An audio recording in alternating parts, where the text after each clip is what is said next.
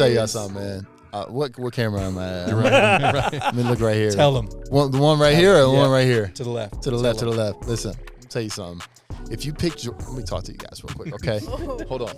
If you pick Jordan as the greatest of all time, that tells me how much you don't know about basketball, and I guarantee you can't beat me one-on-one. So that's all I got to say, bro.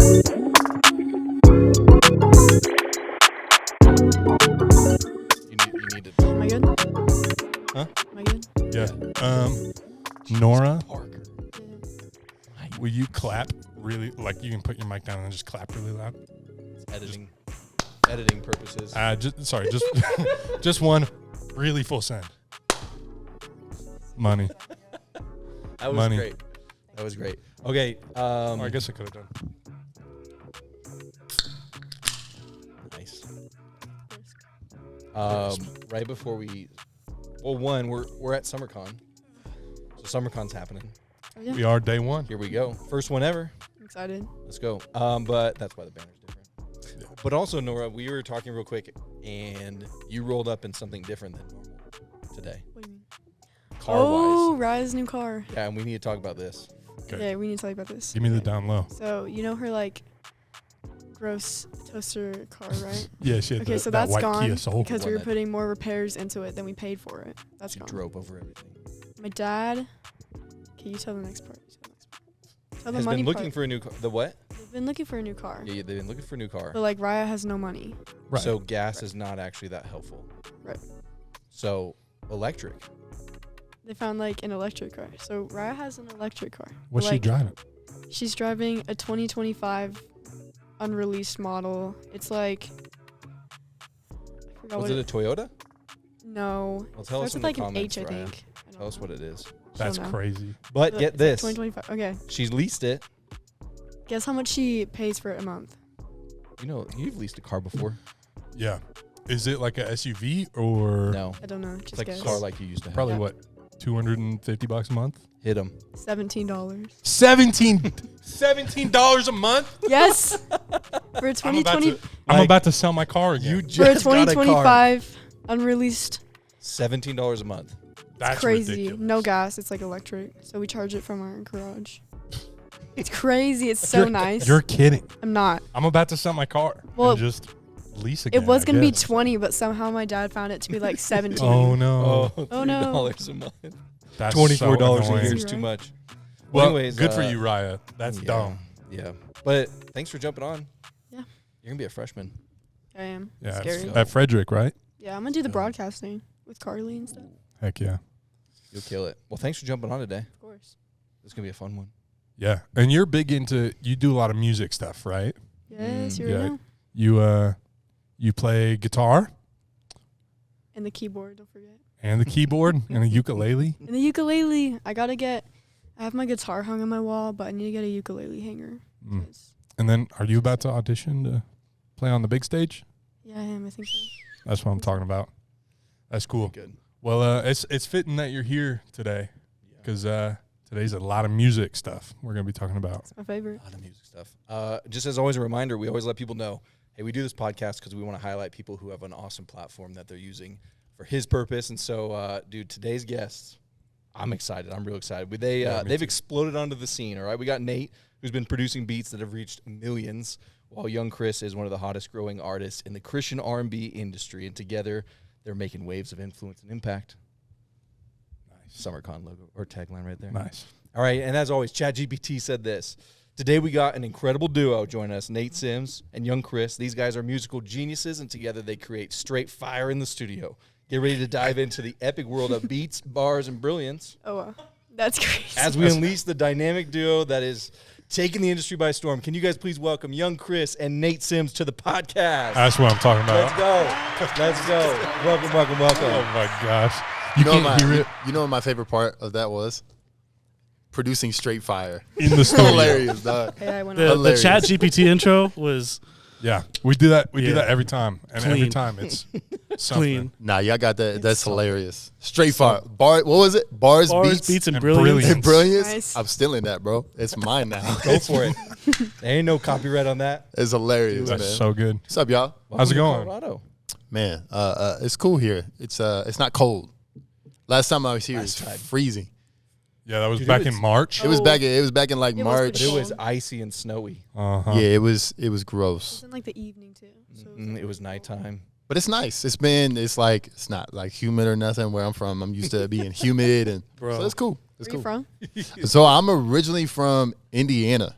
Oh. So I'm from the Midwest. A lot of people think they're like, oh, he must be from like LA or Got the somewhere. Cali vibes. Cali vibes. Yes. I tell people I'm like, it's probably the haircut or something like that. But yeah, Indiana. Yeah. Very hot there. So, you know a little bit, you don't know. So, Nate and I mean, we've been friends since, Long time. Middle school? middle school. Early We middle were in the school. same friend group. And we weren't, I mean, we were always friends, but like not always friends. You know what I'm talking about? I mean, you get it.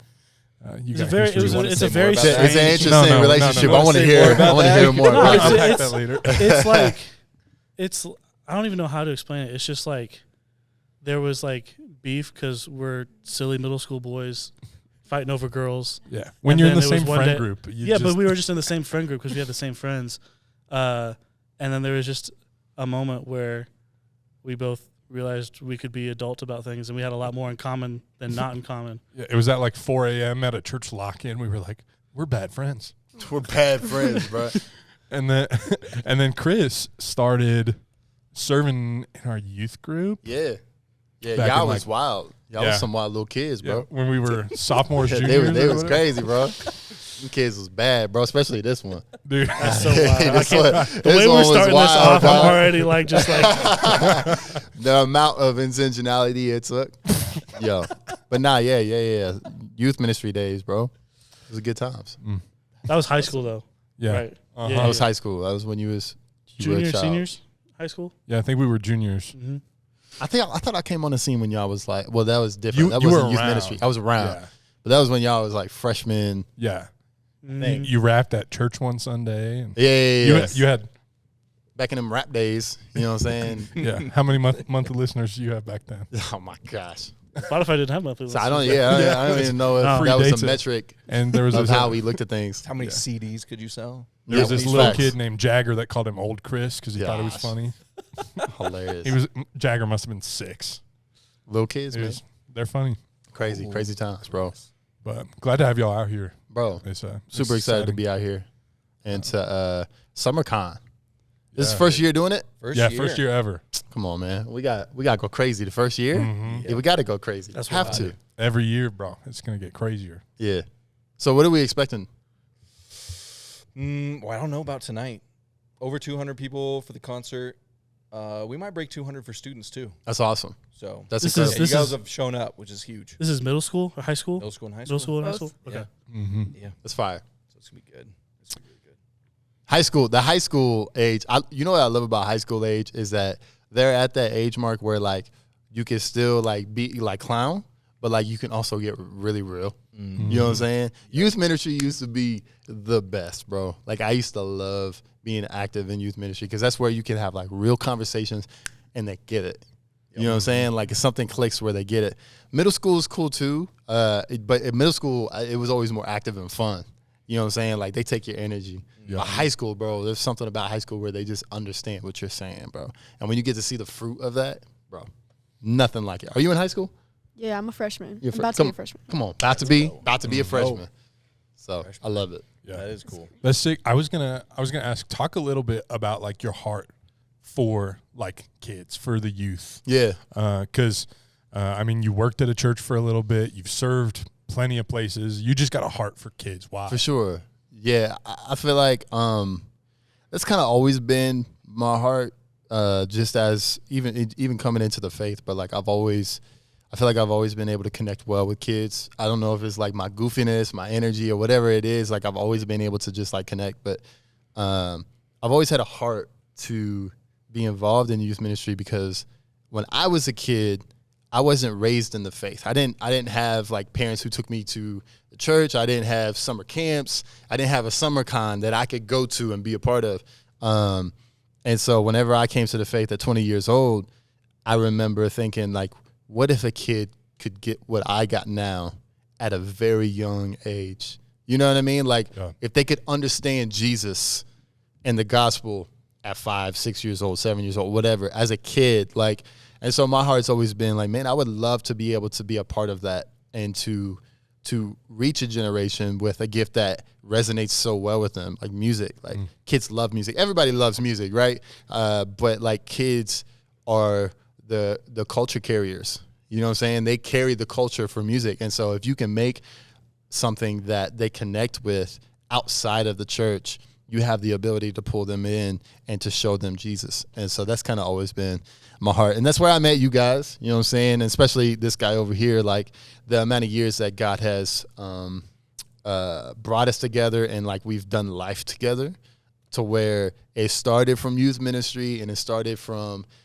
doing youth groups and youth events into a friendship, into a brotherhood. And that's a beautiful thing to see. You know what I mean? But yeah, I've always loved just serving and being a part of the body in any way I can. Yeah, that's cool. It's funny, Nate. I want to pick your brain a little bit. Tell me just like how this started, because it's like I know, but a lot of people don't really know. Like how a lot of people don't know. Professional. I mean, discipleship relationship Right. like, is a bit more natural, but like how your production like relationship started. It was funny. You were talking about like at what point in high school we kind of ran into each other, and I don't know if it was like sophomore, junior year. I feel like it was somewhere in between there. You were talking about the church lock-ins and stuff that we would do at different points. There was one where you and like the team you were with at the time came out and performed. Oh yeah. And then y'all went to like, there was like different stops we would do, and you guys were at like a middle school or something.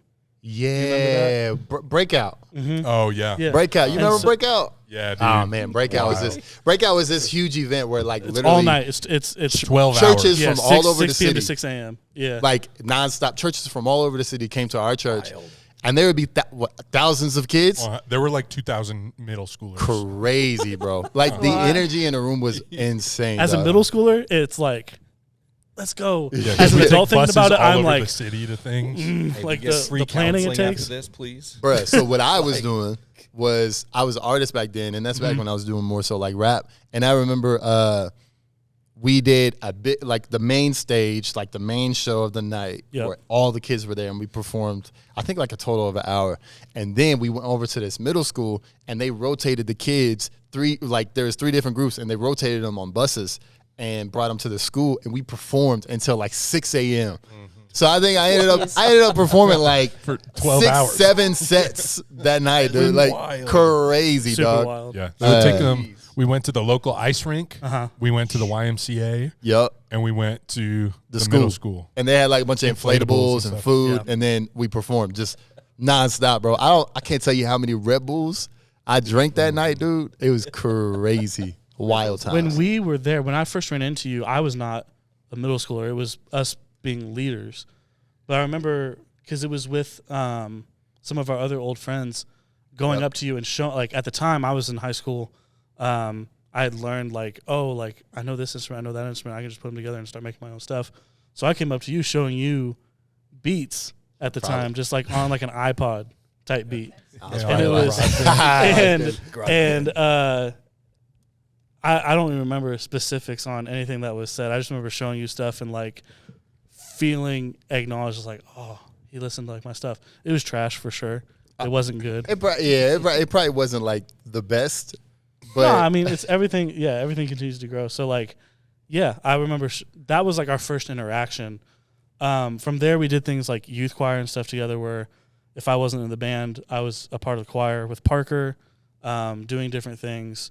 At one point, I think like senior year of high school, you went on a mission trip with us as the youth choir, and you let me rap on one of your songs with you. Youth choir days. And that Bro, he crazy. came up. He's like, I know this verse, bro. Can I please do it? And I was like, you know what, bro? Go ahead, dog. Which is so funny. I think I still got that video, by the way. I I'm got it sure. somewhere. I know I'm it's sure. somewhere. Which is so funny because like that's like total opposite of what I even am into now. Like I get paid not to sing, so like I don't want any part of that kind of spotlight.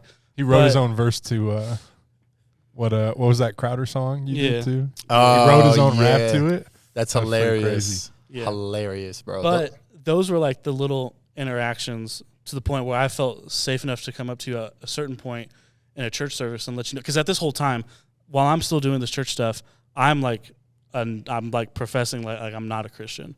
I kind of found out that my faith like wasn't my own when I was like a freshman.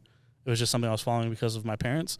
And so like that whole time I was in high school, most of it I was like, I'm not a Christian. I don't want anything to do with it.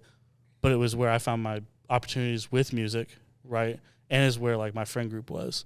Like it was where I had my people. And so it was like, man, I don't really rock with like what they're talking about, but like Parker's there. I don't really rock with what they're talking about, but I get to rap with a guy who I think is really cool.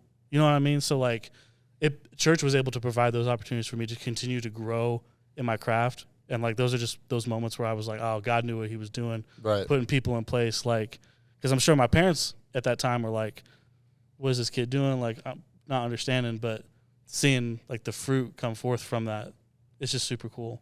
But back to what I was saying, like those little interactions led up to a point where I was able to come up to you during a church service and let you know, like, there was a situation I had at like a school where like I was stealing things and it was getting really bad. It was getting like legal action type of stuff. And I was like, I need you to pray for me. And we had those like little moments where you were able to like be more than just like, I don't want to say an idol, but it wasn't just like, oh, it's young Kriss. It was like, nah, this is like, he like sat and prayed with me knowing like, just like the things I was struggling with, you know what I mean? Knowing how impactful that was. Those were the years that started the It started with that. It didn't start with come to the studio. It got there, but it never started there. But what's hilarious is like I remember in those times where he would come up to me and he was like, you know, I'm just in trouble, and I remember being like, gosh, man, this little kid don't know what trouble is, dog. Like, I was like, bro, trouble? Come on, bro. But I remember God being like, but humble yourself and just be available. And I'm so thankful that I was available in that moment, because if I wasn't available in that moment, we wouldn't be where we're at today. Mm-hmm. And I think that speaks a lot to how God developed something over time. And so many people, they see the relationship that me and Nate have, even in the industry and in music and in business, but also personally. And it's like, yo, this was not like a built in like 3 months type thing. This is years in the making, that stems back to high school ministry and stuff like that. And so that's another reason why my heart is so tied to that, because I know the fruit that comes from it. And so when I see people who are involved in it, when I see people like you and I see someone like Parker and I speak into them, I'm like, yo, these are the years that are going to mature you. These are the years that are going to make you, but also you have no clue what's 5 years down the road, 10 years down the road, the relationships that you're going to build because you were active in youth ministry. The seeds you're planting now, 100%. Like you may not see that fruit while in high school. You may not even get to see that fruit ever, but those moments do matter. 100%. And stuff comes from it. I believe God honors that. Yeah. I love that you can kind of impact, like pinpoint the moment that potentially changed your life just because of some willingness to be like, let me just tune in to where this kid's at right now. 100%. And now to be able to look back and see where you guys are is so fun to kind of get a front row seat to Bro, that story where we just fast forward. the things that Kriss has like done with me and for me, like we're locked in, but he does not have to do anything else. Like the way I rock with him, like music and everything could fall away. All of it could go away tomorrow, and we're still going over, grilling out, hanging out with his kids. You know what I mean? It's like he's done so much with that. He's looked out for me. He's looked out for like my spouse, like being like friends with my family. Like I couldn't ask any more. It's insane. I'm so grateful. I realize how lucky we are, how lucky I am to like just be someone who is a bedroom producer, and for the first guy to come along and take a chance on me to be like, let's do this thing, and now we get to like do this thing. You know, are we supposed to be getting emotional right now? I'm confused. Like, is that the vibes right now, bro? We go either direction, bro. Nah, that's we can go either direction at any time. So, Yeah, bro. We here now, dog. Yeah, we here. SummerCon, bro. And it's crazy. I mean, you guys were committed to like working together when there was nothing. Yeah. When it was just young Kriss, the rapper, and Nate Sims, the new producer. Yeah. Mm-hmm. You know, and it's like, and to see you guys grow professionally as much as you have, and it not be limited to that, but also be relationally, discipleship wise. Yeah. Mm-hmm. I think it speaks a lot to people that they might not even understand. Do you guys want to touch on real quick, like, how does the relationship you guys have outside of the studio, off the stage, how does that influence the way that you guys work together? Yeah, I think that the balance is finding, like, because sometimes the most challenging thing in what we do is how close we are. You know what I'm saying, with our friendship, our relationship. But I feel like so many, from what I'm learning and what I'm seeing in the industry, so many people have prayed for and cried for and dreamed of what we have in a sense of a team. Mm-hmm. Yeah. What we have, and then what we have with Don. Yeah, like, so Right. so you got me and you got Nate in our relationship, but my friendship with Don Reddy, Mm-hmm. and that's like another brother of mine, Yeah. me pulling him in and saying, hey, this is a producer that we can trust and we can build with. Yep. And Don being able to build that relationship with him. We have a team, a trio, where people see it and they're like, man, how do we get that? You know what I mean? People is so funny. We'll go to shows and people will be like, y'all are actually friends. They Yeah, see bro. they see they see the content, they see the dancing, but they're like, they'll get in the room and be like, oh, y'all are like actually brothers. Y'all actually love each other. And I'm like, what, you think that the reels and stuff that you see is just fake? Like, Yeah. but like being able to do that over time in our friendship and relationship, it's been able to benefit us in growing together, because I can take things to Nathan and be like, bro, what do you think of this? Right? And I can trust his opinion. Yeah. You know, his opinion is not going to be something that's going to benefit him. It's going to be looking out for young Kriss. He's Yeah. always going to have young Kriss's, best in mind. And I have two guys that I can do that with outside of a circle of friends who aren't even in the industry. But I have that. So many artists don't have that. Yeah. They're chasing wind. They're looking for the next trend. They're, they feel like they can't trust people, even in the Christian industry. They feel like they can't trust people. And for me, I don't have to worry about that, because I have brothers who I've been through tough moments with. Mm-hmm. We've been through moments that challenged us, and we came out on the other side because of our faith in the Lord and because of our commitment to each other. And so having that benefits us greatly, because, bro, now we can create from a place that is genuine. It's freedom. It's And, a sense of freedom of like, bro, let's try this. What do you think? You know, Too Serious are one of our top songs, right? Crazy. That just went absolutely wild. That song, we made that in 15 minutes. Like that was a 10-minute drill. off a whim, just Just pulling people into the studio, being like, I had a project I was working on, and it was like, yo, I would love to get something with Don and Kriss on it together. Let's just throw something together. And yeah, it took on its own life. He was just cooking up, and he played this one beat, and we were like, ooh, hold on, go back to that. You know what I mean? And then we just ran a 10-minute drill. Write something real quick, boom, record for 5 minutes, move on to the next, right? And so we go in there, and I'm like, don't take it too serious. And then Don adds his stuff. We changed some of the lyrics, and then we sat on it for like 6 months, right? Just tweaking it. We did, didn't we? We just I forgot sat on about it for that. 6 months, bro. Yeah, Like we had didn't do no urgency to release. We a recorded song. that. It got dropped in like June, July. We Yeah. recorded it in like October. Uh-huh. Yeah. I think Yeah. I've still Did got that- like the first. That was at the writing. No, this No, is this well, is way this well was- before that. this. This is Yeah. way This is before. 21, right? Yeah. This is back Uh-huh. when Don Reddy was getting motion because he Yeah. was going on TikTok and stuff like that, Mhm. and Uh-huh. he was trying to get me to get on TikTok. And I was like, "Are you on TikTok at all? Do you make TikTok?" Okay, see, this is the thing. That was my mentality too. I was like, "I'm not gonna get on TikTok. I'm not gonna make Content. videos and do content." Like, Yeah. But Don Reddy was doing that, and I was like, "Okay, I'll listen to him. I'll do it." I wasn't even making music at that point. Mm-hmm. So then we go in, we make Too Serious. We do not like it. I liked it. Don definitely didn't like it. It was very different than anything Don had done.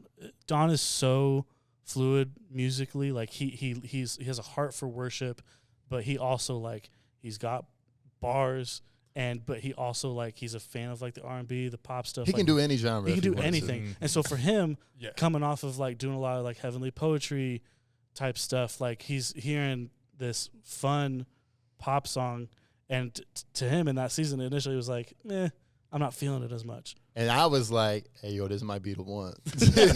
And so we sit on it, and then we finally release it. That song doesn't do what it does until a year later. Uh-huh. And finally, it clicks with people. And once it clicked, it just went, right?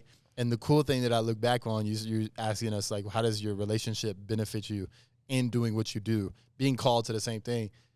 If I didn't have the group that I had, the team that I had, the whole idea of, like, going viral really would have got to my head. I see how artists sometimes get lost in the sauce because they don't have accountability. They don't have people that they can go back to and be like, yo, maybe think of it like this instead of like this.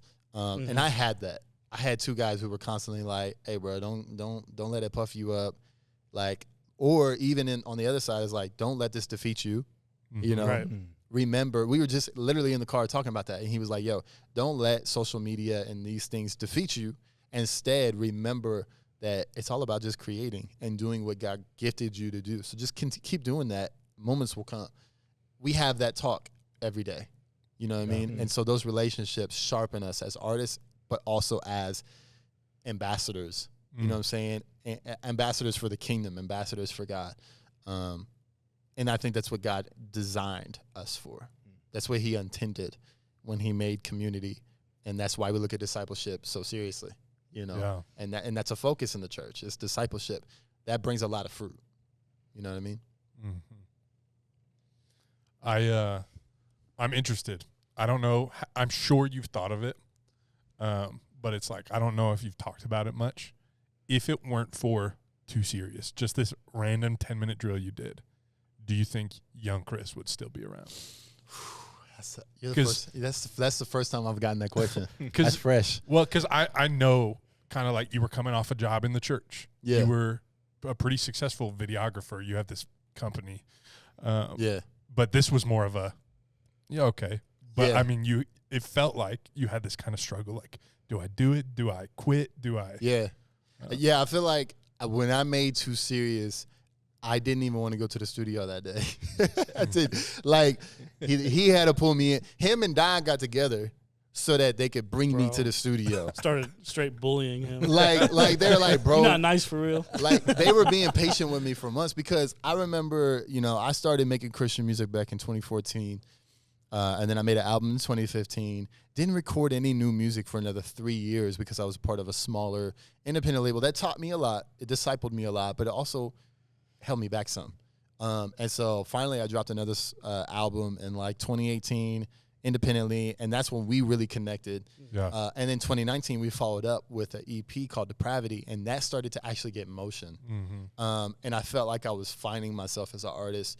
And that's where I started to really dive into singing more instead of rapping. And then COVID hit. And I stepped into ministry more. My heart, I felt like God was pulling me into ministry. I felt like my heart and my desire was to focus more on the students. And COVID hit, and I really had to step up big for my church. Music was one of those things that I never made money from before. And here I am with a family of 5 that I had to provide for. And so I was ready to give up. I was ready to walk away, and thankfully they were like, man, let's just get in the studio. Too Serious is one of those songs that God was able to show me, yes, you can do this. I just needed you to trust me. Because some things take seasons. People, a pastor doesn't become a pastor overnight. You know what I mean? A pastor starts in youth ministry as a student. You know what I'm saying? As a student leader, leading in small groups, leading his fellow peers to youth events and stuff like that. And then outside of that, when they go to college, they're coming back to intern. And then they're doing intern jobs. They're a photographer. They're whatever. And then years down the road, they're finally able to step into their role as a pastor because that's something they were gifted as, but God had to develop them in that. And so for me, God was able to, when I was running my videography business, God taught me so much about a skill that was going to benefit me as an artist, because I do all my own content myself. You know what I mean? being able to do that and going into ministry taught me so much about speaking, taught me so much about creating culture, all the things that you need as an artist to develop brand and to develop something that people can relate to and feel like they can buy into. Too Serious was that song that did it for me, that, oh, I can be successful at this, and there is a way for me to do what I truly love. I didn't know that Too Serious was going to be that. I had no clue. I just thought that it was a cool little pop R&B record that was a vibe. I didn't realize how much it would resonate with people. Yeah. And also, I think in that, God showed me how important music is. Because I always kind of knew, but I didn't really, like, see it full scale. Like, seeing thousands of people be impacted by a song. We got to do a festival in LA last year. That was, like, between all the moments of, like, growing, social media, this and that, whatever, that was, like, the first time we got to come together and, like, do that live. At least it was all three of us. I don't, you guys may have done some other shows, but all three of us got to be in the same room with over 1,000 people and got to see that happen, and to see like to hear stories from that and from people being like, Too Serious is legitimately my favorite song of all time, is like wild to hear as a producer. And I can't even imagine what it's like as an artist, because those are the like it's the music you listen to, but it's the voices, it's the words that people are singing. It's wild to see that impact in person now. I think that if I had made Too Serious, I wouldn't be where I'm at right now. I think that I probably would still be in a place of frustration and wondering if I even need to write a song. Because where I was at mentally when we made Too Serious, I was ready to give up music. I was ready to fully walk away from it and say, God, if you're calling me to provide for my family, I'll do it. And then we made Too Serious, and I saw the reaction, and then I felt confirmation from God saying, now's the time to step into it. So if the Too Serious moment didn't happen, I don't know that I would be where I'm at. I think that I would always internally have that struggle and that passion to create. I just don't think that I would be free to do it. And Too Serious was much more than just a viral song or one of my best records. I think it was a moment where three guys came together in agreement and sharpened each other and believed in each other. And now we're able to do that on a daily basis because of what we saw in Too Serious. Yeah. And I think it even, maybe you weren't thinking about it at the time, but like your verse in that is it's a prayer. There's so much, it's like you're kind of speaking this, whether you believe it in the moment or not. Yeah. You're like, can we tell you the amount of times, especially like within the past year of like going and doing things and shows and being together, the amount of times me and Kriss and Don have had to look at each other and just start dying laughing because we have to live out the words of things that we like talk about. Being like in the moment of like complete frustration, whether it's missed flights or like miscommunications or like just things that like get in the way of like us being able to be free in certain things that we do. And we just have to look at each other and be like, yeah, I guess ain't no fear in us. I guess we got to live this out. I guess we got to live out what we're we have to we're keep rapping doing about. it over and over and over again. But it's funny because it's like we got to walk out what we live. 100%. Walk out what we talk about. And I think that you got to do that in the faith too. Mm-hmm. You know, that's something that you have to carry. And that's important for you to know too, is like in your faith, you're going to live it out every single day in all the small moments too. And there's been so many times where in my heart, I was like, man, I could react like this because deservingly I should. But God calls you to do something else. Mm-hmm. And it's similar to living out your lyrics. You also have to live out your faith. And bro, it's laughable the amount of times that we have to live out the exact lyrics that we're singing about. But I think that in those are just more seasons where God grows you. Yeah. You know what I'm saying? So as you talk about this, I've heard you kind of talk a little bit about this concept of gifting and calling, and I'm thinking of Norah, who you're learning guitar, killing it. She's shredding. Are you doing guitar? Yeah. How long come have you on been now. playing, Norah? Barely a year. 2 years ago, I got my guitar, and I was teaching myself. But I think last year, I started doing lessons with Dane. Yeah. So every she started Wednesday. doing lessons with he was our worship pastor at this campus. He's now our campus pastor. But then she started playing at students. Yeah. And within how many months? It's less than 6 months after Yeah. she started, and she's Fire. Couldn't be And- long. and she's already ready. Like, she's going to be playing with us on the big stage. in That's the fall. incredible. Which is it's no joke. You gotta be good to do it. Scary. Yeah. So it's fun. But I'm thinking of like Norah, who's maybe in that season of trying to figure out like, all right, what's this idea of like gifting and calling? And I think you have a really good perspective on how to not get those confused. Yeah. And you just lived it out. So I'd just love a little more insight of someone like Norah who's figuring out what is that going to be for me? Like, how do I really figure out my gifting versus my calling? And Yeah. it's confusing to them right now. I was just talking about this the other day, and this is something that I spoke on while we were on tour. I think we were in Charlotte, and somebody had asked, they were like, "What? Have you ever ran into like a writing block? And if so, how did you overcome it?" And I started to touch on like this idea of calling versus your gifting. I think that all of us are gifted to do something, right? We're gifted. God puts some type of gift in us, and that He purposes us with. But as far as calling, I think a lot of times we tie our calling to our gift. Like, if you're good at learning guitar and leading in worship, that's a gift that God has given you, right? But your calling is tied to obedience to God. And I think that a lot of times seasons change. So, like, you're not always called to something. I used to always tell people, I will remain at my church for as long as God calls me. And the moment that God calls me somewhere else, I will follow in obedience, right? And years later, I'm still at my church. There's been plenty of moments where I could have left because I chose to. But if God is still calling me somewhere, I'm going to walk in obedience. My gift has changed. You know what I'm saying? Like, I went from one of the gifts that I think that God truly purposed me with is music, right? But I'm also a creative. So I can do videography, I can do graphic design, I can write stories, I can speak. Anything that comes from being a creative, I can step into that. And if God calls you into a season of doing that, you got to do it. But I think a lot of times we tie our calling to our gift, and then that causes us to be discontent. You know what I'm saying? Because for so long, I was like, I'm an artist, dude. I'm supposed to be an artist. Why am I not at the Grammys? Like, why am I not selling thousands of records? Like, I know God called me to this. God gifted me for it. But in that season of life, God was calling me to provide for my family and to be faithful to my wife. Yeah. And so in that season, I had to learn how to do that. You know what I mean? And then God was like, now that you have character, I can trust you with the gift that I gave you.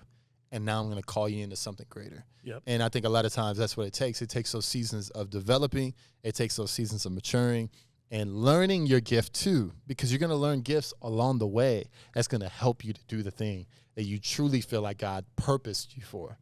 So like if you're good at learning music, later on, you're going to have to learn to write music. Or later on, you might have to learn how to speak well, to lead a moment. There's so many things that God can teach you that you use those skill sets in your gifting for your calling. But your calling is always to Him. It's always going to be to God and whatever it is that He asks of you. And so I just try to keep that open mind. Yeah, that's good. Nora, did you have a sharing. question? It looked like you had something. I said a lot. I know. I was trying to. I was just talking, bro. Hey, don't give me no I microphone. had dog. a question, but I forgot. I don't know. I had one. That's I all was good. like thinking about it. It's all gone good. now.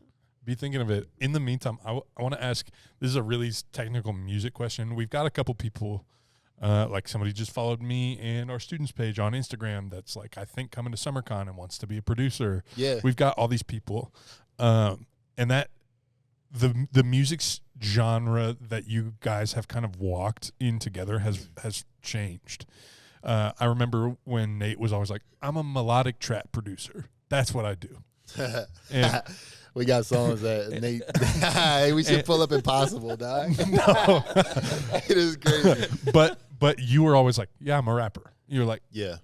what did it look like? Because you guys both kind of made the switch as you kind of naturally grew, and Yeah. you did more pop records. You did more like writing for like other people. Yeah. Like you kind of had this journey together. What what was the biggest challenge and what was the easiest about transitioning from like more hip hop centric to developing like what is Christian R&B, because there wasn't really any when you stepped onto the scene, but like you guys also hadn't really done a ton of it together before you just started doing it, Right.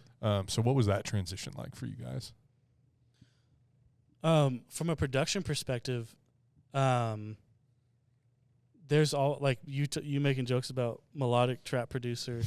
there's truth in that, because I started out like heavily with music within church, right? So like I wanted to be a drummer from like the youngest, like 5 years old, like wanted to have a drum set in the house, all that kind of stuff. Mama was like, nah, like, but you can learn piano.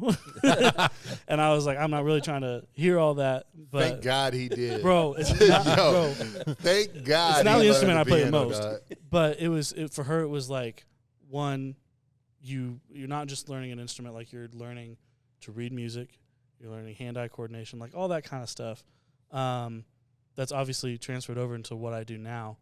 But then it was drums and stuff like that, and then it was playing in church. It was teaching myself guitar and bass, being a part of choirs, like doing all these different things. The church aspect of music, of what I was playing, being able to like play with chords and like understand music theory, meant that I wrote music differently, right? There's a lot of producers that I see, like famous producers like Southside and Metro, who don't know music theory but will go into FL and like click around, come up with crazy melodies, and they're just using their ear off that. But for me, I was like, I know how to play the keys, so why don't I base my stuff off that? Even the stuff we were doing that was more hip hop centric still had that element of like of just my background, which was playing in bands, playing with real music, like understanding chords, understanding arrangement. So it always had that flavor. And then as we grew to know each other, we learned, oh, we both like Charlie Wilson. Oh, we both like Chris Brown. We both like these musical inspirations. Like we took from that. And so it was like, okay, well, let's start combining this stuff. He would show me artists and stuff. I remember the first song he ever showed me from Kalani, and I was like, I fell in love. Yeah. You know what I mean? Like we started sharing things back and forth with each other as our relationship started growing. And so not only could we create freely because of like our relationship being based in discipleship and like loving one another, now it was like, cool, we're just sharing ideas back and forth. Oh, I saw this. Let me try this. Let me take this and do that. We started being able to do that. Yeah. And in the season 2 that he was taking a break from music, I didn't stop. Right, I kept going and stuff. There was you're talking about like being able to come out and be a part of camps where he was writing for other artists. Like that was something I brought him into, because I was developing relationships with other artists and stuff. I was growing. I was building a studio at the time. Like I had left school and all that stuff just to try and get that stuff going. So while I continued to develop, it got us to a point where I was able to make something like a Too Serious or like Way Too Good or whatever you want to call it, to where now it wasn't just like, I mean, that was 3 years of time, right? You know, where things are just moving slowly, but now it's, okay, let's jump back into this together, and not only have like, we continue to grow together as like brothers, but now it's like, I've elevated my sound, and he wants to jump back in, cool, we're starting here. It's not starting where we left off. It's like, we're up here. You know what I mean? And I feel like, too, like with me, I being a rapper, I've always sang, though. You know, I never grew up learning how to sing and doing, like I never sang in church or anything like that, but I grew up watching Michael Jackson. I grew up watching Chris Brown. I grew up listening to R&B. I grew up listening to all this music, Charlie Wilson. And so for me, I've always loved to sing. I just never, rapping was easy. I can make a rap song right now. Like, it was that easy to me. And I loved rap at the time. You know, growing up in high school, I remember I wanted to be like Lil Wayne. You know what I'm saying? Like, I wanted to be a rapper. But the more I developed myself as an artist, I learned that I found myself writing a lot of things where I wanted to sing more. I just didn't know if I could do it or believe in it. And so it was gradually, as I was rapping, I would still have like touches of R&B and sing here and there. And then when I stepped away, I made it, and I decided to step back after 2 series. I made a decision. I said, you know what? I want to make the music that I authentically love. I don't want to try to make what is cool anymore. I want to make the music that I love, I genuinely care about. And for me, that was R&B. I want to be an R&B artist. I just want to, and it may never do anything. And there's nobody that I can follow right now that does it. There's no template. Yeah. There's no blueprint to do Christian R&B. So I'm just going to do it. And I had no intentions of trying to lead a space, to be a pioneer. I had no intentions of that. I just wanted to make the music that I loved, that honored God. And we started to make that. And the first song, after making 2 series, I made a song called Ready for It All. And it got really great attention on TikTok. And I never thought it would be possible. And then the very next song that we made went viral. And now I think it just hit 2 million streams. When Tears Fall. And that was purely from a place of a season that I was walking through where I was sad, right? Making that transition was the best thing for me because it allowed me to be the artist that I truly am. And now being in this world of Christian R&B and being able to be one of the leaders in it, I see all these talented and gifted artists that I would love to work with and create with, because we have such an opportunity to reach people who may not listen to hip-hop music, you know. They may not listen to worship music on a regular basis. They may not listen to worship music. You know, in Christian music, I feel like we have hip-hop, gospel, CCM, and then like pop that is kind of tied with CCM. And then you got like subgenres like folk and stuff, but how much of it, there's not a big genre for R&B music. But R&B is one of the top genres in music. People love R&B music. So I was like, you know what? I'm just going to make the music that I love. And making that switch was the best thing because it allowed me to be the artist that I am today, and the truest, most authentic version of me as an artist. Yeah, for sure. That's cool. But yeah, I remember them days of being like, "Hey man, what if we did this?" And he's like, "Bro, do it, but sing for real. Stop saying that you can't sing and just sing it." And I was like, "All right." I remember those conversations. I was like, "All right, bet. Let's try it." There was no we were in your basement. 100%. You know, it's like, or we were at the Arts Center. What was? Oh yeah. The Foundry. Yeah, yeah, bro. Back in those days, and being like, man, just throw a bunch of tune on it, bro. And he's like, or just try things. Why don't you just sing? And I was like, all right, bet. And being able to do that too also stretched me and grew my voice too, and learned how to find my own voice. Because for a long time I struggled to find my own voice, and now I feel like I'm pretty confident and comfortable in who I am as an artist and how I sound, and I'm able to do even more now that I know that. You know what I mean? That's good. For sure. I got more, but if you got something. Mine's going to be a hard. Oh, yeah. Pivot. So you just tell me, you just keep Yeah. Let's pivot for a moment, then we'll get back into it.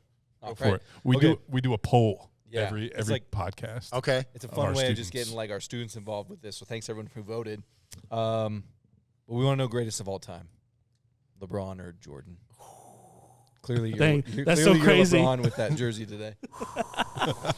We need to know. And then I'll tell you the results. I'm gonna let you. I feel like I know the results. I'm gonna let you talk, Nate. I'm gonna let you go. On behalf of you, or what? I'm gonna let you finish. And then am I speaking on behalf of you? Nah, you speak on behalf of you, bro. You got the LA hat on. I'm gonna let you go. I mean. This is way harder than I thought it was supposed to be. He's like, I regret. I never saw Jordan live, and I understand what is the word people use, aura, that like surrounded him, the way like he stepped into a room and like all this other stuff. I hear those stories, but you're talking about like fate of the universe on the line. It's got to be LeBron, dog. It's no question. Fate of the universe. You talking about Space Jam 2? Space Jam 2? I'm just saying, like, you talking about like the greatest to ever touch a basketball, it's LeBron. I do not care. Man, look. Now, don't be fooled because I got the Bulls jersey on. You know what I'm saying? I only picked this up because it was a vibe. All right. First and foremost. This is true. That's where most of the decisions come from. I walked in the store and I said, bro, that jersey. From the moment we walked in, I said, bro, I gotta have that. And I tried to talk the dude down. I got a discount though. You talking about the greatest player, right? Greatest of all time. Not who was a killer, not who is this. The greatest to ever touch a basketball. 100% is LeBron James. The man who will end his career with a record in points that nobody will ever touch because nobody will ever be able to have longevity like he has in the game.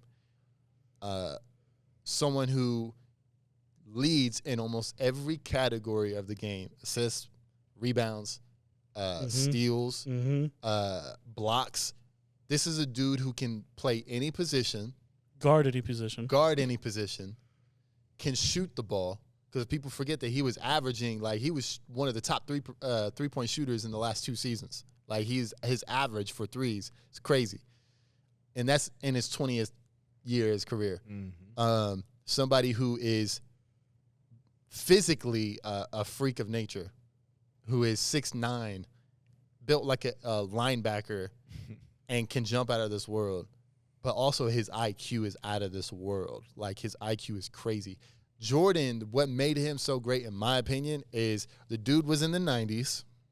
Okay? Now, old heads like to talk about how old heads like to talk about how, like, man, 90s was built different. Bro, I went back and watched footage. You watch not the highlights. Watch full games. Full games, dog. Defense was crazy mid, bro. Like, it was not good at all, dog. Like, he's playing like LA Fitness type defense. Now, the Pistons was different. He was going through teams. There were certain teams. There were good defenders. That their that's no defense question. beat Jordan up, which is why he put on so much weight and got strong.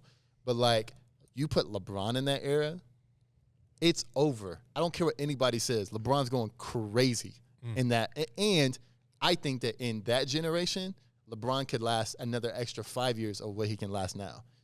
Guaranteed. For sure. Just because it's less hard on him? The game has evolved so much. Players have gotten the stuff that's available to them now for them to have longevity, better health, strength, training. Like, every player right now is absurd. Players now and today, you got to think they start training. Most of these NBA players were training when they were 6, 7 years old. The amount of athleticism in today's game is out of this world.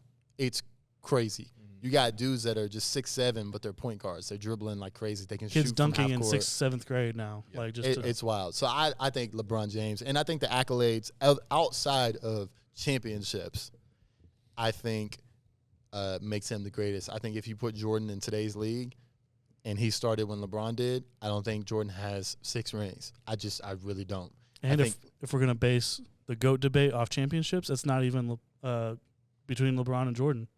It's Bill Russell. Bill Russell, because he's got 11. Right? So if that's what you're going to go after, yeah, that's your greatest of all time. Bill Russell's the GOAT. Hold on. I want to ask you, what do you think? Who do you think is the greatest of all time? I'm going with LeBron, but partially because he did something that Jordan never did, and he's got his son in the NBA.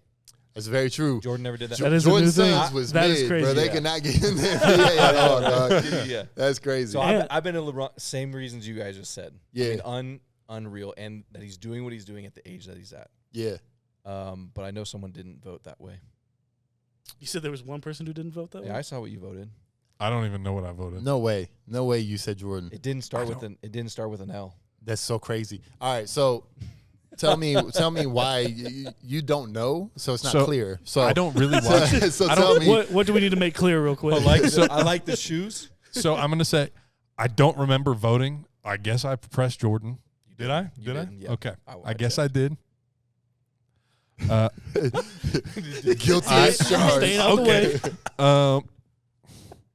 I don't like LeBron sneakers. Man, I give you this, bro. LeBron sneakers. I also don't back like in a the lot day of used to Jordan go crazy. That's fine. Nowadays, I don't really like any of the sneakers that come out. I like all the old schooler, the older looking, the old school. Like some Forces, bro. This is the peak of Nike. I think so. You know what I'm saying? So like LeBron shoes, like I used to wear LeBron shoes when I hooped. I can't wear them anymore. I will give you that. Yeah. And that's because I don't watch a ton of basketball, and when I do, I'm watching the Nuggets. because I live in Denver. That's fair. And so it's like, for me, it's like I don't really care. Yeah. I don't have any like weight in What it. the poll say? Hold on. Do you know who Do you- LeBron and Jordan are? I'm just Yes. making sure. Okay, just making She's sure. seen Space Jam. What's your You said Yes. That is wait, so Space crazy. Jam 1 or bro. Space Jam 2? Which one's better? The one. Okay. I think the Everyone world, agrees the with world might that. agree with you. First on one that. is way better. LeBron? No, The that's- movies. The movie. Oh, she's saying Space oh, Jam 1 is Oh, better. Space Jam Jam 1 2 is a hard watch, dog. Yeah. Oh, yeah. That's a tough. tough watch, bro. Are you LeBron or Jordan? If you had to. You're like, Probably just do LeBron based on what you guys just said. Okay. She's like, You're like, I'm swayed. Swayed. But- Swayed. I'm still confused. There are LeBron shoes. Yeah. Is that what you just said? Yeah, yeah. I enjoyed I've playing him never- into with college, but I've I'm never waiting I for didn't- some it didn't Jokic look ones, great. baby. I'm not a. You say what? I'm waiting for some Jokic ones, Yeah, baby. some of the most bland. cinder blocks. just They some just got- bland shoes. Except he's gonna have horses on him. That is That's crazy. what he'd rather be What the doing. poll say? No. What the poll say? Don't tell me it was Jordan. Is this from your youth dude, this ministry? was okay. This was 31% to 69%. Nice. So it's an overwhelming majority. Overwhelming majority, and people Go to chose Jordan. Jordan. Gosh, bro. I just wish Probably 'cause people of would the shoes. wake up. Hey, look It at this might be camera and because- tell them Might tell be- them what they might need be to the hear. Say y'all shoes. something, man. What camera am I at? You're right. Right. Let me look right here. Tell them The one right Tell here or them, the yeah. one right here? to the left. To the Tell left, to them. the left. Listen, let me tell you something. If you pick let me talk to you guys real quick, okay? Oh. Hold on. If you pick Jordan as the greatest of all time, that tells me how much you don't know about basketball. And I guarantee you can't beat me one-on-one. So that's all I got to say, bro. That's all I'll say. Hey, I love it. That's funny though. That's interesting. Yeah, it's messed up. Speaking of Jordans, you got some. Oh, those are those dunks or are those No, ones? these those are are ones. these are Are ones. those Those new are though? ones. I got these last summer. I haven't seen them. You got those last summer. They look like that. Well, I only wear them. I only wear them I need to do what you do with your shoes, Once a bro. quarter. once. Yeah, Once a I wear them. Once in a blue moon. I've never seen you wear SummerCon. those. Yeah, SummerCon. yeah. My fours have taken a little bit of a beating, Yeah. and then any like every day, like I'm wearing some Air Max 90s every day right now, and they're disgusting. Yeah. They're just so gross. You know what Well shoes I done. wear the most? House slippers. Yes. I just be around the crib in some slippers, I bro. love my Birks. She Bro. said yes. Yeah, you do be in house slippers, but you also keep the chains on too, which is I- I wild. do, work. I do, bro. I be in the crib with chains on. I ain't gonna lie. We'll jump on a FaceTime call and they'll be like, bro, you got chains on right now? I'm like, facts, my guy. What you talking You're about? like, you go anywhere today? He's like, Culver's. Covers, dog. You gotta stay balanced out. But house slippers are some of the most, like, if I could just wear house slippers outside without destroying them, I would. Mm. 100%. I have these bro. black Santa slippers that I wear every day. Say that again. Black Santas. The black Santa slippers. Like Black Santa Santa is fives? black, Yes. or Santa is or, black. or that's crazy. I was like, hold on, wait a minute. Santa's black, or they're black slippers with Santa on them? Santa's black. That's awesome. He like pops up out of the slippers and he has like a Christmas hat. Surprise! Surprise! That is wild. That's so good. Hey, you just got so much cooler. I'm not gonna lie to you. Like when they said guitar, I was like, that's so fire. And then to find out that you wear black Santa slippers, I'm like, come on, bro. I have That's two fire. black Santa mugs too. I just like black Santas. Black Santa goes hard. There we go. Put up Yeah. a new poll. Black Black Santa, Santa. white White Santa. Santa. Cool. Absolute Yes. absurd. That's Hey, crazy. we'll do a poll at We'll ask- SummerCon. we'll ask- SummerCon. That is hilarious, bro. Yeah, and we'll split the room at the concert tonight. That's wild. That's so crazy. Gosh, man. Oh, That was a hard pivot. I ain't gonna lie. that was a tough pivot. Yeah. We went for it. Had to talk All right, then about we it. go back to. Yeah. I don't even know where to go after Black Santa. So when did you first start being interested in Black Santa? No. It's the Interview Norah podcast Oh now. gosh. So I had a question. So you guys both have experience, and Don does too, leading worship. And it's not like the primary thing you guys do anymore, but it's like we've led worship together. I mean, we've led worship together. I've led with Don before.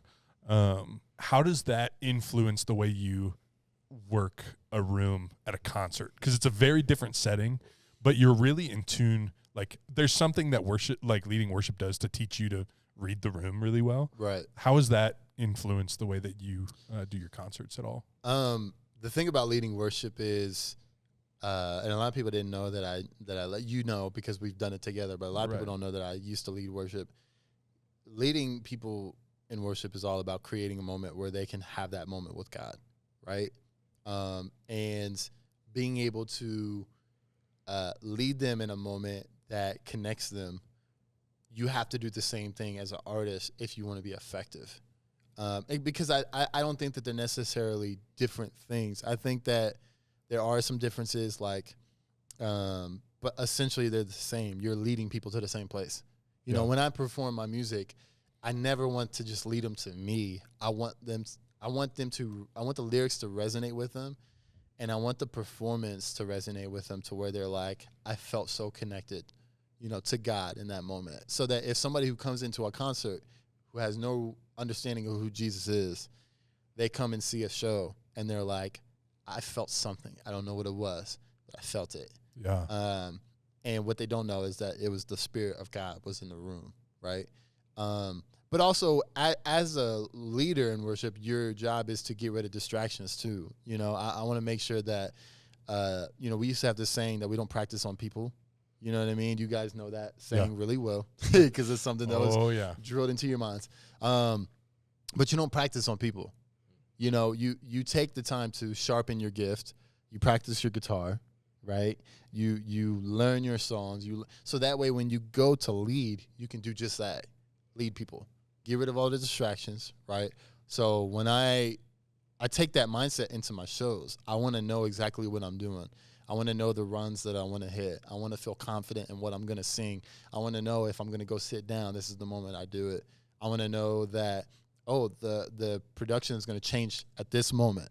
Why? So that I can be so focused on the crowd. Yeah. Everything else is second nature. I don't need to think about it. But instead, I get to focus on the room because it's different from practicing it and actually being in the room with people. You know, when you get into a room with thousands of people, the energy is just different. People are there. The level of noise is different too. So like your job is to lead them. And if you're not focused, it's very hard to do that. So leading worship taught me how to do that. You know, that's good. Lead moments, be present, but also be prepared. And so I take that into every show that I do, that same mindset and how I want to build my set, how I want to perform it, and how I want to lead people. Yeah. That's good. Yeah. That's really good. I feel like from my perspective, it's been really fun just to watch things take off. Yeah. When you came out here last time, that was barely a year and a half ago, and I think it was on Instagram like 15,000 followers. Yeah. Now you're sitting close to 650. Yeah. 650,000. And so you've talked a little bit about this before, but I love just the way that like getting to hang with you guys. It's a normal setting. Like life is just real. It's easy to hang. And I think there's a level of really intentionality around the humbleness that you guys carry with you. And it feels like you guys have been really intentional. And I've jumped on some lives and you've talked about that. But I would just love to like a little bit of insight for people who maybe they have a platform and they're working on that level of humbleness, or it might be really good to know before you get to a place where that becomes a thing you need to be intentional about. Right. So I just love to hear some insight, what you guys have learned, what's working for you, things like that. Yeah. And that's a really good, like, I think that's a topic that so many people need to hear about because we live in a era where people their lives can change overnight from something going viral, and you see it in the Christian space. You also see it outside of the Christian space. And for me, the thing that helps me to stay who I am is that I already know who I am in God. And we spoke a little bit earlier about like seasons of life. I wouldn't have been ready. He's asked me this before. We have these conversations too, I think, which also helps, you know, that we actually talk about it instead of just like, man, I'm him, dog. I got 650, bro, on IG, can't tell me nothing. Like, we have these conversations from a very real, transparent place. But if he asked me, he said, bro, if you got this type of success back in even 2019, do you think that you would be able to handle it the same way you handle it now? And my answer was like, absolutely not. I wouldn't have been ready for it. Because the pressure that you feel when you gain that much success early on is I got to do it again. And not only that, but I got to be something that God never called you to be. I think a lot of times we put expectations on ourselves that lead us to be frustrated, and they lead us to be like, well, dang, I missed it. And it's like, no, you didn't. You're just comparing something constant to something, exponential that happened. And so for me, like, I already know who I am in God. I know who I am in Christ. I've been knowing that for years since I gave my life to the Lord. The only thing that's changed is the amount of people that see that, right? And so I would be lying to myself if I said, like, I'm more special because I have a bigger following and because I have more fans and because I have more streams. Like, those things are really great. And those are great rewards. Those are great. That's great fruit. But it's not the substance of all things. Yeah. And so I know that. And I've also had moments, just like I've had great moments, where, man, I hit 600,000 followers, something that most people will never do. I've also had moments where I felt like the scum of the earth, and there's finding balance. One of my favorite scriptures is contentment with godliness is of great gain. And so when you think about contentment, it's not complacency. Being complacent is a different thing. Being complacent is like not striving to ever better yourself. You're just sitting where you're at, and you can be a couch potato all you want. Contentment is, God, whatever it is that you have for me, I'll be thankful. But also I'm going to put the work in and try to do all the things that you call me to do. Yeah. So contentment with godliness is of great gain. So throughout this whole process, I'm going to just be content with what God does. It's not every day that you go viral. We had a lot of viral moments to where it becomes less about being viral and being more impactful. But at the same time, I'm still the same as you. I'm still the same as you. I'm still the same as you. The only difference is that I've been exposed to more people. He might have a different perspective that he can bring because he's able to see into that. He plays more of the background, right? He's the one who's producing all the songs, but he doesn't get the same highlight that me and Don get. And so I also have that balance of like, all right, it's not always about all eyes on me. It's about all eyes on my team.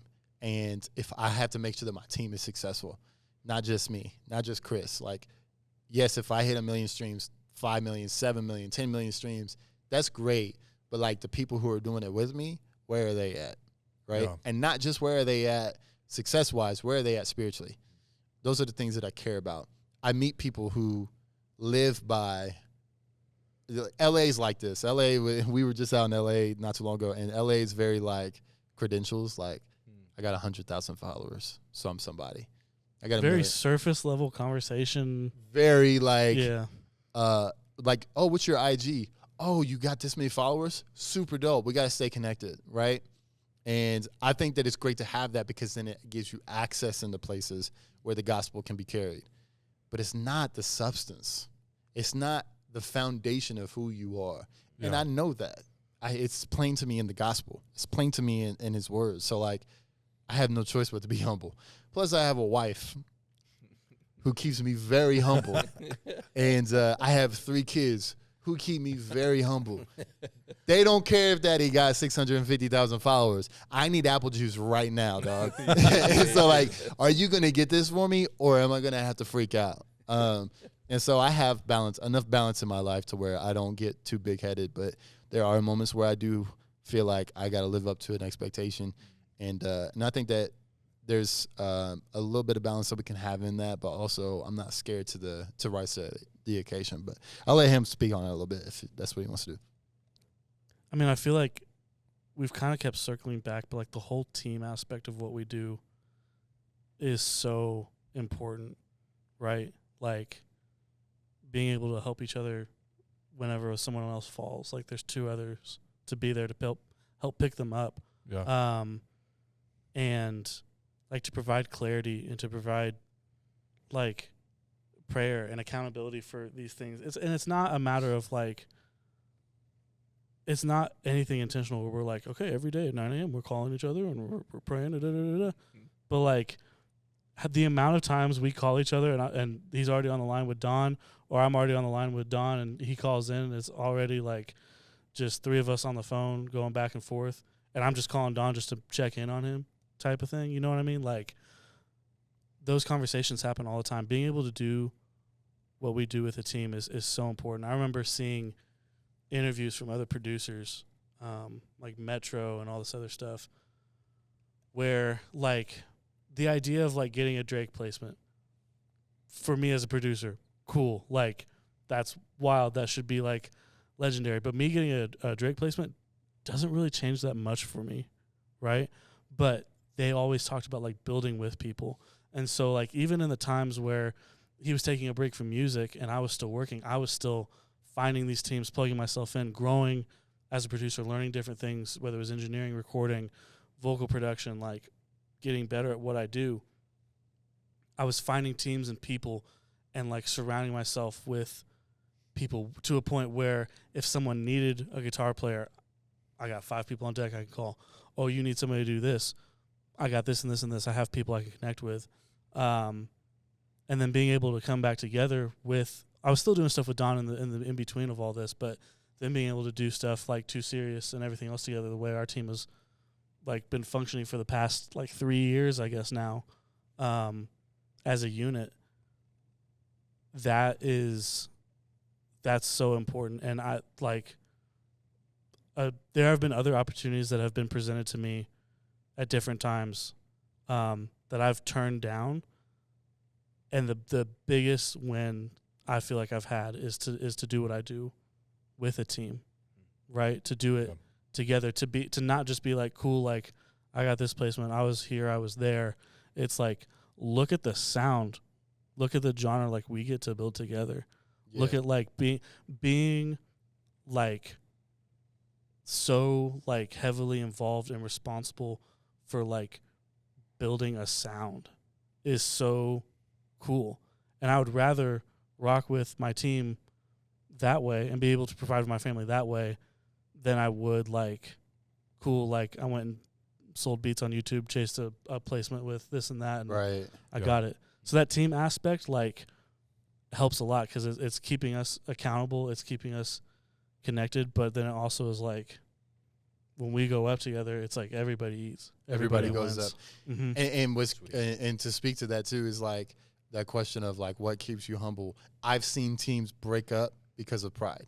Mm. Yeah. I've seen people lose out on something that God was building for them because in their mind they deserved more. Yeah. And so I think that sometimes we go through life, and whether it's in music, whatever it is we do, a basketball player, pastor, a doctor, so many times we think that we deserve more, and so we give up what we have in order to obtain that, and that sense of pride destroys things in your life. It can destroy families, relationships, your witness, and so I've seen too much of that to give in to pride because I know where pride leads, and God hates a proud heart. Like to be truly proud and like prideful. Like, that's not something that is of God's character. Yeah. You know what I'm saying? Mm-hmm. Jesus had every reason to be prideful. I'm the son of God, bro. Like, you know what I'm saying? Like, they was telling him, they was like, get off the cross if you really him like that. Like, do what you do. Like, the devil is like, throw yourself from this cliff and the angels will come and catch you. Turn these rocks into loaves of bread. Or like, and it's like, bro, no, you're missing it. There's so much glory in humility. Yeah. One of my favorite artists is KB of all time.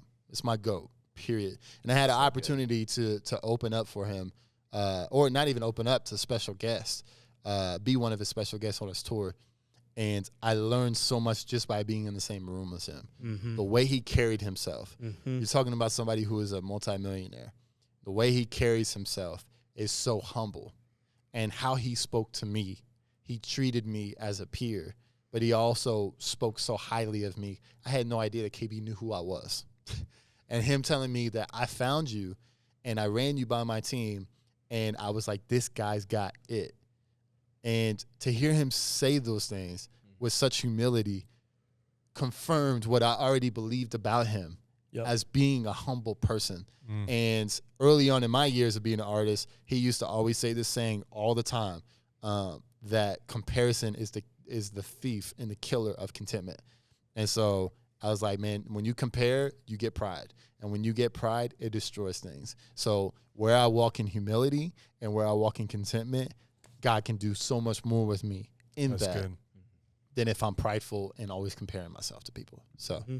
that's the only way I know how to do it. It's good. That's awesome. Mm. Thanks guys for 100%. This has been awesome. I think there's a lot of things that it's like whether you do music or not. I mean, we talked a lot about humility. We talked a lot about going together with people. We talked a lot about discipleship. We talked about having the foundation in place. And I think there's a lot that the people that, if you're listening, will be able to really relate to and really hopefully grow from. So thanks for being here. Of course. Really, really glad you guys are here. It was fun, bro. Yeah. I'm excited, Doc. It's good. It's gonna be a good time. It's good. Yeah. One last thing, I just want to honor both of you. One, it's just so fun to have you kind of what feels like come out from behind the curtains and make an appearance on this podcast with us. And it's really fun to hear some of the insights of the team because there is a piece that feels so foundational in the role that you play. And so to be able to just get to highlight you as well is a huge win. So thanks for coming out to Colorado for this and for you joining it and being here for SummerCon, first year doing a show. It's been so fun to just watch and see the impact you're making and the space that you're creating in. And this podcast is doing just exactly that. Like let's highlight people who have a platform that they're using for His purpose. And from our perspective, you guys are crushing it. And it's so fun to be able to see people who are saying, I'm following Jesus and I'm going to do it and be really good at it and make an impact. So thank you guys for jumping in. Thank you. And Nora, thanks for hanging with us. Nora, Let's yeah, go. Nora. Let's go. Black Santa Nora. Black Santa. Black Santa. Crazy. That's so crazy. Thank you guys so much, man. This has been fun. It's good. Thanks for watching, everyone. We'll see you later. Peace. Cool. Thank you guys.